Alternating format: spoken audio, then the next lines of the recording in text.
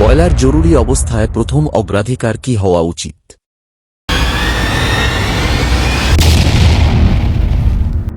Boiler জরুরি অবস্থায় প্রথম অগ্রাধিকার হল মানব জীবন রক্ষা করা এবং আরও বিপদ প্রতিরোধ করা।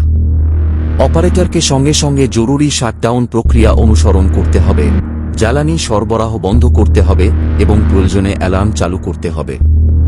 বিস্ফোরণ, আগুন, স্টিম লিকেজ বা বিষাক্ত গ্যাস নির্গমনের ঝুঁকি থাকলে দ্রুত এলাকা খালি করতে হবে। কর্মীদের নিরাপত্তা নিশ্চিত করার পর প্রেসার, তাপমাত্রা ও পানির স্তর সতর্কতার সাথে মূল্যায়ন করতে হবে। ইন্সপেক্টররা এই প্রশ্নের মাধ্যমে জরুরি পরিস্থিতি মোকাবিলা ও নিরাপত্তা সচেতনতা যাচাই করেন। দ্রুত সিদ্ধান্ত নেওয়া, সঠিক যোগাযোগ ও স্ট্যান্ডার্ড অপারেটিং পদ্ধতি অনুসরণ করা দুর্ঘটনা, ক্ষয়ক্ষতি ও উৎপাদন ক্ষতি কমাতে অত্যন্ত গুরুত্বপূর্ণ। Please like, share and comment the video.